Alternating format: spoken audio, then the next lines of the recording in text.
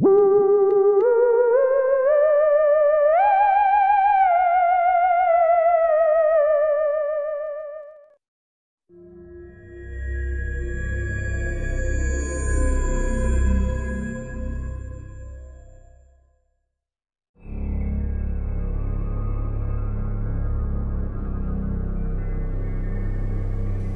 gabing iyon, isa na namang gabi kung saan ay napakaliwanag ng buwan. Ang pagkakataon na laging hinihintay ng mga liblib para sa kanilang pagbabagong anyo. Ilang beses ko bang sasabihin sa inyo na hindi ako yayakap sa dilim? Pakiusap lang, inay, itay. Huwag niyo na akong pilitin. Bella, wala nang dahilan para manatili ka pa sa paninindigan mo. Mapapahama ka lang, anak. Oo, nay, mas gugustuhin ko pang mamatay kaysa maging isang liblib. Pero Bella, nakikiusap kami sa'yo ng itay mo. Alang-alang sa amin, anak. Buo na ang desisyon ko, nay. Sana mapatawad niyo ko. Sige, kung talagang buo na ang desisyon mo, tumakas ka na, anak. Papatayin ka nila. Itong si Bella ay bahagi ng isang angkan ng mga liblib. Isang angkan na hindi sang-ayon sa kanilang mga kalahi. Ayaw nilang pumaslang ng mga kapwa daligdigan o ng mga daligdigang araw. Pero sa paglipas ng panahon ay nagbago ang lahat. Ito'y dahil na rin sa pagdami ng mga masamang daligdigan ay napilitan na ang kanilang mga kalahi, maging ang kanilang mismong pamilya, na maging bahagi na ng mga ito. At bagaman tutol dito ang kanilang mga kalooban, mahalaga sa mga magulang nitong si Bella ang kanilang pamilya. Kaya ayaw ng mga itong malagay sila sa panganib. Isang malakas na katok ang bumasag sa kanilang gabi. Bella, tumakas ka na. Muling wika ng nanay nitong si Bella. Kaya naman hindi na siya nagdalawang isip at agad nilisan ang kanilang bahay. At ito naman ang pagbukas ng kanilang pintuan. Agad tumampad sa kanila ang ilang mga kalalakihan. Anong ginagawa niyo rito? Wika ng ama nitong si Bella. Nasaan si Bella? Tanong naman ng isa sa mga lalaki sa pinto na isang ang liblib. Nasa palikuran lang siya. Muling tugon ng ama ni Bella. Bella! Sigaw ng isa sa mga liblib, si Conrad. Pero walang tumugon sa kanya. Kaya naman napilitan itong pumasok sa loob ng bahay. Sandali! Sinabi nang nasa palikuran lang siya. Galit na wika ng ama nitong si Bella. Pero wala siyang nagawa sa sapilitang pagpasok ng mga liblib sa kanilang bahay. At nang tunguhin ng mga ito ang kanilang palikuran, ay wala silang Bella na nakita rito. Niloloko mo ba kami? Galit na wika nitong si Conrad sa ama nitong si Bella. At agad niya itong sinakal. Hayaan niyo na ang anak ko. Hirap na pagkasalita ng matanda. Nasaan si Bella? Napalakas na wika nitong si Conrad. Ito kasing si Conrad ay masugid na manliligaw nitong si Bella sa kanilang baryo. Pero ayaw naman sa kanya nitong si Bella. Lalo't ayaw niya ngang maging isang liblib at makisama sa mga ganito. Sa mga oras na iyon ay nasa kakahuyan na itong si Bella para nga lumayo sa kanilang baryo. Alam niyang susundan siya ng grupo nitong si Conrad kapag nalaman ng mga itong tumakas siya. At iyon na nga ang ramdaman niya nang makarinig siya ng mga pagkilos sa di kalayuan. Dahilan para bilisan niya rin ang kanyang mga pagakbang nang biglang tumambad sa kanyang harapan itong si Conrad. Bakit kailangan mong iwan ng pagiging liblib, Bella? Agad na wika nito sa kanya. Konting panahon na lang. at mauubos na ang lahat ng mga daligdigang araw. Ayaw mo ba nun? Tayo na ang maghahari sa lugar na ito. Wala nang makikialam sa lahat ng gusto natin. Huwag niyo ko itulad sa inyo, Conrad. Hindi ko masisikmura ang pumatay ng kapwa ko daligdigan, lalo na ng mga mortal, para lang maibsan ang pagkatakam niyo sa dugo. May katapusan ng lahat, Conrad. Tandaan mo yan.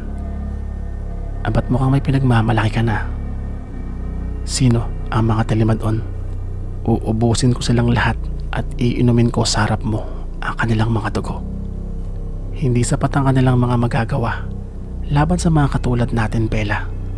Baka nakakalimutan mo, panahon ng kapasan ngayon, kaya walang makakahadlang sa amin.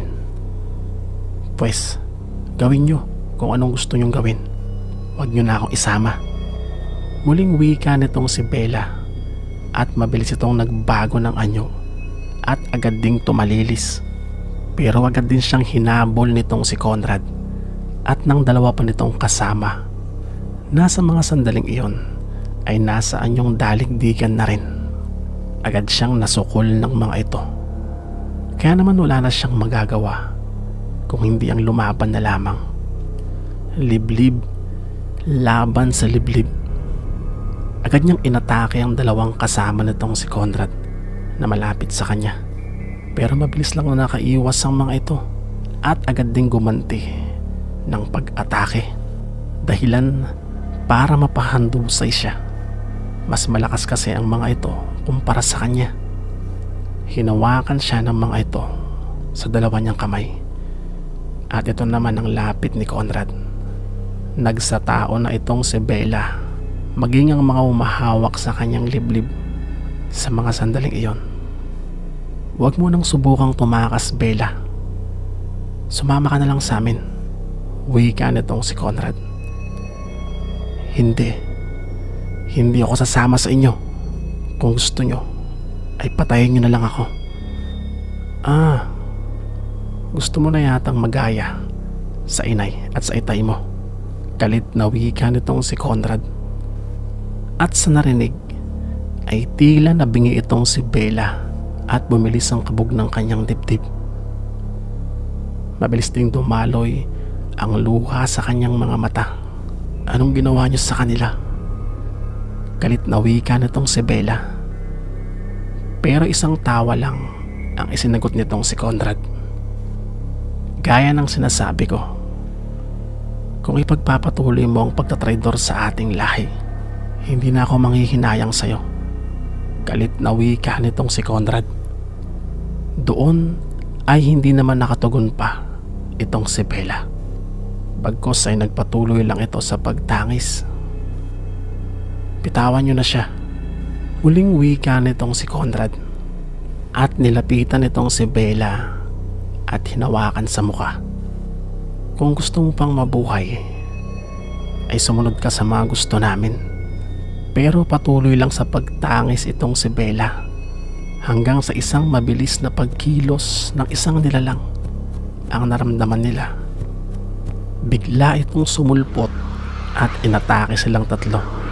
At dahil sa kanilang pagkabigla ay hindi sila nakabalik ng pag-atake hanggang sa napansin nilang binuhat ng nilalang itong si Bella at itinakas. Agad silang nagbago ng anyo para habulin ang nilalang na ito na kumuha kay Bella. Pero mabilis itong naglaho. Tonyo, galit na wika nitong si Conrad dahil namukhaan niya pala ito. Agad namang nailayo nitong si Tonyo itong si Bella sa tatlong liblib. At nang sa tingin niya ay malayo na sila sa panganib, ay inilapag niya na ito sa isang malaking ugat ng puno. At sa mga sandaling iyon ay nasa anyong tao na sila. Patuloy ang pagtangis nitong si Bella dahil sa pagkawala ng kanyang mga magulang. Narinig ko lahat ng usapan niyo at nakakasigurado ako na papatayin ka rin nila pag sumama ka.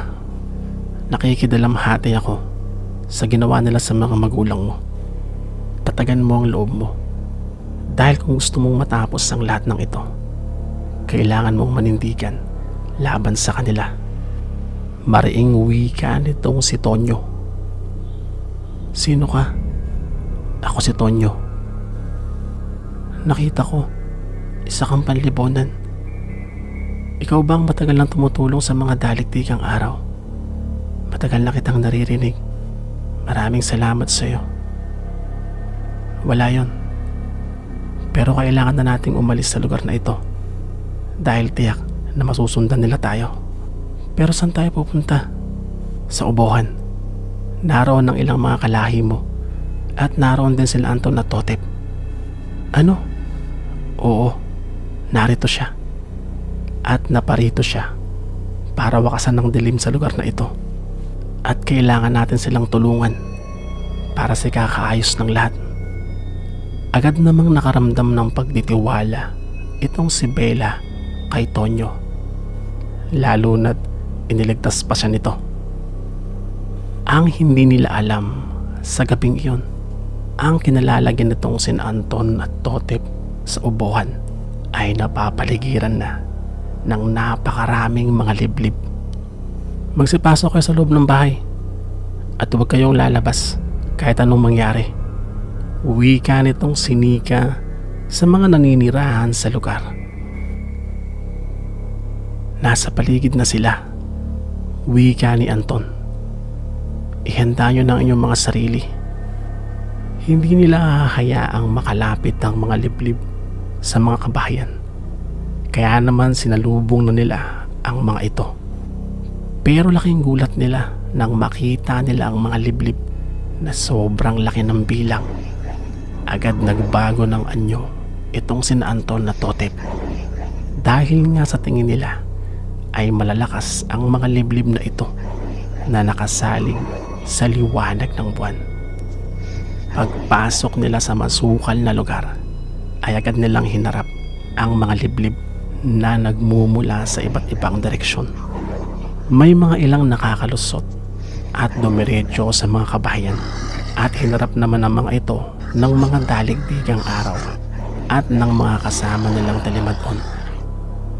Lahat ng humarang kay Anton at kay Totep ay mabilis na humahandusay, pero muli naman nakakabangon ng ilan at muli ring umaatake.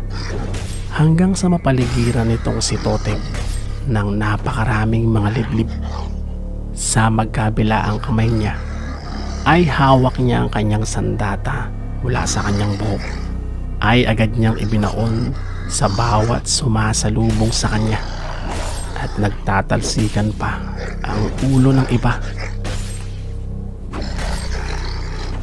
Si Anton naman ay sunod-sunod na ginilitan ang mga liblib na tumatalilis, bagaman ng iba ay malalakas ang loob at hinaharap siya.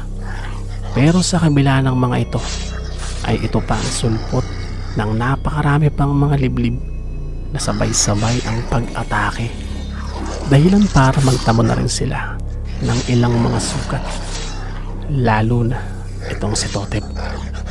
Isang malaking liblib ang sumunggab sa kanyang likuran at akmang aatakihin na siya. Nang bumaon sa lig nito ang hinagis na buko nitong sinika at mabilis din itong lumapit sa kanya para kunin niya rin ang buko para magamit sa iba. Pero ito ang biglang sulpot ng isang liblib sa kanyang tagiliran at mabilis ding umatake, kung saan sa kanyang pag-iwas ay natamaan siya sa kanyang binti, dahilan para masugatan siya at bumulwak agad ang kanyang dugo, at dahilan din para mapahandusay siya at nang akmang aatakihin na rin siya ng liblib. Ito naman ang sulpot nitong si Totep at bigla na lamang tumalsik ang ulo ng liblib. Agad niyang nilapitan itong si Nika dahil nga sa duguan na ito at inilipat niya ito sa ligtas na lugar. Dito ka muna, wika sa kanya nitong si Totep, at agad din itong bumalik para tulungan ng ibang mga talimadon at mga daligdigang araw. Pinipilit pa nitong si Nika ang tumayo, pero malaki ang tinamo niyang sugat. kaya naman hindi siya makabangon. Samantala, nang mapansin ng ilang mga liblib na marami na sa kanilang mga kasama ang napapaslang nitong sina Anton at Totep, ay nag-alangan na ang mga ito at nagkanya-kanyang talilis na.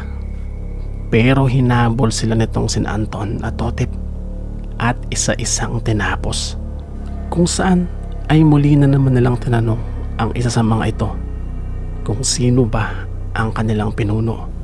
Pero wala rin silang nakuhang sagot dito. Pagbalik nila sa baryo ay tumambad na sa kanila ang mga katawan ng pinaghalong liblib at daligdigang araw, kung saan ang isa sa mga napaslang ng mga liblib ay itong si Odette. Lumaban ito hanggang sa huling hininga niya para bigyan sana ng katarungan ang kanyang pamilya, bagaman hindi siya pinalad at hindi nakaligtas. Nakaligtas naman ang lahat ng mga tilimad doon sa kabila na sugatan ng mga ito. Nakita na lamang nilang paika-ika ng paglalakad na papalapit sa kanila itong si Nika, na agad namang inalalayan nitong si Totep, bagaman wala ng bakas ng mga liblib sa lugar. Ay nanatili silang alerto sa mga pwede pang mangyari. Dahil naman sa sobrang sakit na nararamdaman, ay nakatulog na itong si Nika. Tinalian at nilinis ni Totep ang kanyang sugat, pero hindi sapat iyon, dahil kailangan itong malapatan ng mas mainam na gamot na matatagpuan lang sa kabayanan. Kailangan namin pumunta sa bayan. Kailangan madala sa ospital itong si Nika, dahil baka maubusan siya ng dugo dito at hindi sapat ang mga gamit na dala ko para magamot siya ng maayos. Wika nitong si Totep. Sige, maiwan na lang kami dito. Hindi pa naman natin alam ang mga pwedeng mangyari.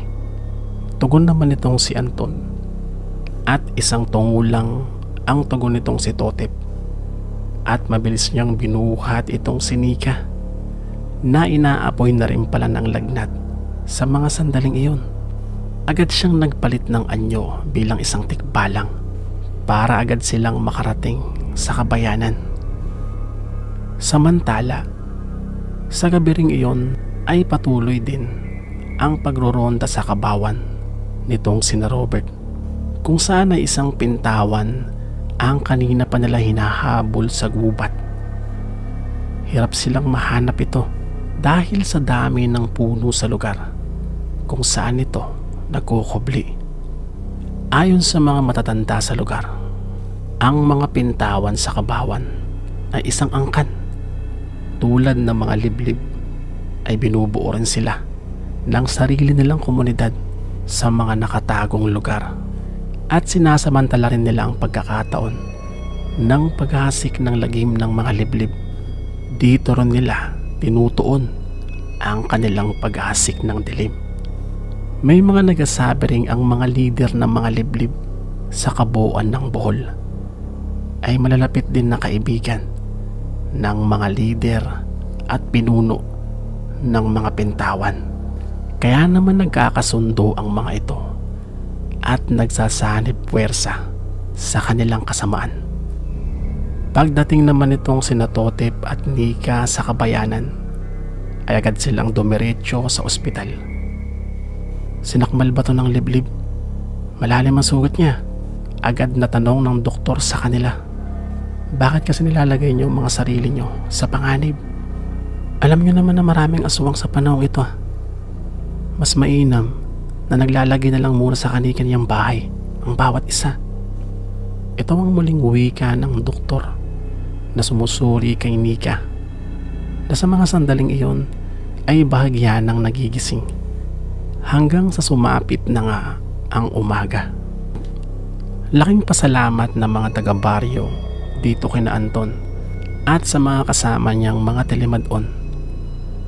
Humiling ang mga ito sa kanila na hanggat maaari ay manatili muna sila sa lugar hanggang sa matapos ang kapasan, dahil na rin sa takot ng mga ito sa muling panggagambala ng mga liblib Alam naman ni Anton yun na kailangan nga nilang protektahan ang baryong iyon. Pero kailangan din nilang hanapin ang iba pang mga liblib at ang mga namumuno sa mga ito sa iba pang panig ng Bohol, dahil hindi nila mawawakasan ng lagim kung hindi nila makikita ang mga ito. Sa umaga ring iyon ay nagpapatuloy pa rin sa paglalakad itong sina Tonyo patungo nga sa kinaroroonan nitong sina Anton. Pero hindi nila alam kung nasaan eksakto ang mga ito sa upuan. Napansin niyang pagod na rin itong si Bella, kaya naman nagpahinga muna sila at naghanap ng pwedeng mainom sa lugar. Nakasalubong nila ang isang matandang lalaki na bakas ang takot sa muka nang makita sila. "Huwag po kayong matakot. Hindi po kami mga liblib. Tatanong lang po sana kami kung saan pwede kumuha ng mainom sa lugar na ito." Wika nitong si Tonyo, at nang maramdaman na matanda na wala namang panganib ay kinausap na sila nito. "Sumama kayo sa akin. Kukuha din ako ng tubig sa malapit na bukal." Pagdating sa lugar ay hindi napigilan ng dalawa ang ilublob ang mga mukha sa napakalinis na tubig at agad silang uminom dito. "San ba kayo galing? Mapanganib ang lugar na ito lalo na ngayong kapasan." "Alam po namin yun, tay. May kailangan po kaming puntahan sa ubuan. Maraming salamat po sa pagtulong nyo." Muling wika nitong si Tonyo at iniwan na nila ang matanda. Sa araw din na iyon ay ang unang araw ng pag-iensayo nitong si Yano sa kanyang ate Lena at sa kanyang kuya Vincent, nang biglang lumapit sa kanya itong si Jello. "Yano, alam ko na handang-handa ka na sa papasukin mong mundo. Basta lagi mo lang tatandaan na dapat buo pa rin ang tiwala mo sa iyong sarili at sa mga magagawa mo. Naalala ko pa nun nang makilala ko ang mga kuya mo. Mabilis silang natuto sa mga bagay ng Tilimadon dahil na rin sa pagnanasa nilang maiwaksi ang kadiliman. Manatili kang nakasalig sa kabutihan, Yano." Ito ang malalim na wika ni Jello sa kanya, at isang tango lamang at yakap ang naisagot niya rito. Si Vincent ang magtuturo sa kanya ng mga paraan sa pakikipaglaban at sa paggamit ng mga armas tulad ng punyal, kampilan at iba pa. Samantala si Lena naman ang magtuturo sa kanya sa mga kapangyarihan, mutya, gabay at maging ang paggawa ng palina na makakatulong sa paghubog ng kaluluwa niya bilang isang Tilimadon. Ito rin ang araw ng dating nitong sina Delphine at Tony sa Iloilo. Ito'y para ihatid sa huling hantungan itong si Mang Ambet. Balot pa rin ng galit at hinagpis itong si Delphine dahil sa sinapit ng kanyang tiyuhin, at sumusumpa siyang ipaghihiganti niya ito kahit saan pa siya makarating. Alam nilang dalawa ni Tony na nasa Bohol na sa mga sandaling iyon sina Anton at Totep, kaya naman plano nilang dumiretso na sa lugar na ito matapos ang libing, kung saan ay makakasama nila itong si Gibo na magtungo sa lugar. Alam kasi nilang dayo sa Iloilo ang kumuha ng buhay ni Mang Ambit, at nakatitiyak sila na nasa Bohol na ito sa mga sandaling iyon. "Pasensya ka na, Kuya Delphine. Ako ang may kasalanan. Patawarin mo sana ako." Nangingilid luhang wika nitong si Gibo. "Huwag mo nang sisihin ang sarili mo. Alam ko na mahalaga sa'yo si Chong. Sadyang tuso lang talaga ang mga liblib. Dapat nga ay magpasalamat ako sa inyo na kayo ang umaalalay sa tiyuhin ko. Wala nang mawala si Chang. Hindi pa tapos ang lahat, Gibo. Tinitiyak ko sa'yo na makakaganti tayo at makukuha natin ang katarungan laban sa mga liblib. Tibayan mo lang ang kalooban mo dahil mamaya ay magtutungo na tayo sa Bohol. Uwi ka naman itong si Delphine. Samantala, sa malawak na palayan sa Kulirat, kung saan isang magsasaka ang binalot ng hilakbot nang sa kanyang paglalakad ay napansin niya sa di kalayuan ang isang tila katawan ng tao na nakandusay. Agad niyang nabitawan ang hawak niyang binhi ng palay at napalapit sa kanyang tinitingnan. Hindi nga siya nagkamali dahil isa nga itong tao. Nakadapa ito kaya naman hindi niya makilala. Ayaw naman niya itong hawakan dahil baka mapagbintangan siya kung patay na nga ito. Pero napansin niyang wasak ang leeg nito na parang nilapa ng isang mabangis na hayop. Doon ay nakatitiyak na siya na isa na nga itong bangkay. Maya-maya lang ay ito na ang dating ng mga barangay at mga pulis. At agad ding nakarating dito kay na Aling Olivia ang patungkol sa natagpuang bangkay sa palayan na nilapa raw ng aswang. Dahilan para tunguhin din nila ang lugar at makiusyoso. Sa mga sandaling iyon ay kitang-kita nila na nakatihaya na ang patay na tao. At umagaw ng pansin nila ang wasak nitong leeg at dibdib. Sabi ko na sa inyo may aswang talaga dito sa lugar natin. At kung hindi tayo kikilos, ay tiyak na babalutin na naman tayo ng dilim. Ayan, muli ay natapos na naman ang isang episode ng Aswang Hunters. At nagpapasalamat tayo sa mga patuloy na sumusubaybay sa ating mga kwento sa channel na ito. Huwag pong kalimutang pindutin ang notification bell para updated tayo sa mga next episode. At pa-follow na rin po ng ating FB page dahil magsisimula na rin po akong mag-post dito. At sa pagpapatuloy ng Aswang Hunters, saan pa nagtatago at saan hahanapin nitong sina Anton at Totep sa Bohol ang mga nagtatagong mga liblib na gustong sumira ng katahimikan sa lugar?